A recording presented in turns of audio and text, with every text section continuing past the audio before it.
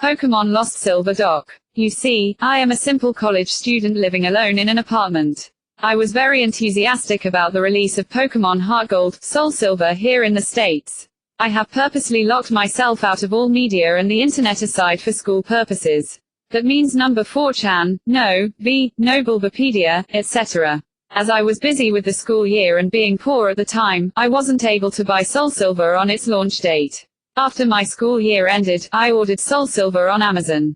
However, it would take a week for it to arrive. I decided that during that time, I would replay my Crystal version on my Game Boy Color. However, I realized that long ago, my mom threw it away because I told her the save went dead, and I was very upset about it then. She also threw away my Silver version, so all I have is my Game Boy Color. As such, I set out to GameStop and bought a used Silver version, as it's the only Pokemon game left that they have for the GBC. $10, fairly cheap. I went home and started it up for a nostalgia trip. However, that's where things started getting bizarre, and most likely the reason why you read this. The Game Freak logo started up as normal, but it just froze there. I thought the cart was just errored or something, so I turned it off and on. The same thing happened. I tried pressing A and start over and over, and all of the buttons. Eventually, the logo vanished and there was a black screen for about 5 seconds. Suddenly, rather than going to the usual menu screen, I was already in the game in a previous saved file, which was odd as I was expecting all of these carts to have been wiped by the poor battery. Either way, I wasn't complaining, as I would have chosen the continue option to see what the previous guy did anyways. First off, I checked his trainer information. His name was just, he didn't have much originality.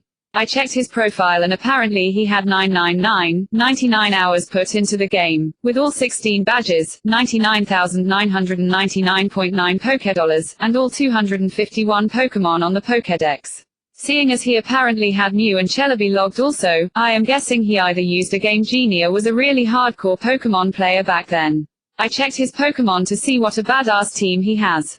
To my surprise, I saw 5 Unknowns and a 6th Pokémon named Hurry. I'm thinking that this must be some cruel joke by the person who last played this game, but I decided to check the profiles of those Pokémon anyways. As expected, they were different letters of Unknown, all level 5. I was a bit shaky with my Unknown alphabet at the time, but I identified the word spelled out to be, leave. As for the 6th Pokémon, it turned out to be a Cyndaquil, mind you, this is before there were individualized Pokémon icons.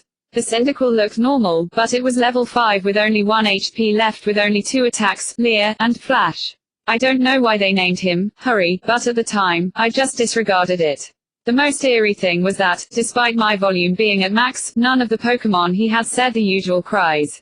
Just pure silence. Having enough of the team, I closed it. I was parked at what appears to be a room inside Bellsprout Tower. However, for some reason, there were no NPCs around. Even more eerie was that the pillar in the middle didn't move at all, as if just leaning on its side. There was no music at all, and there was no exit or ladder, or least I thought there wasn't. I walked around for a few minutes but can't seem to find a way out. This was certainly not a room I've seen in the Bellsprout Tower before. I tried checking my items for an escape rope, but the bag was completely empty. There wasn't any wild Pokémon either. Finally, I managed to find a ladder, which turned out to be behind the pillar. The screen turned black and the music finally started playing. I had a sudden chill, as I recognized that melody I heard to be the theme you hear when you listen to the radio at the Elf Ruins.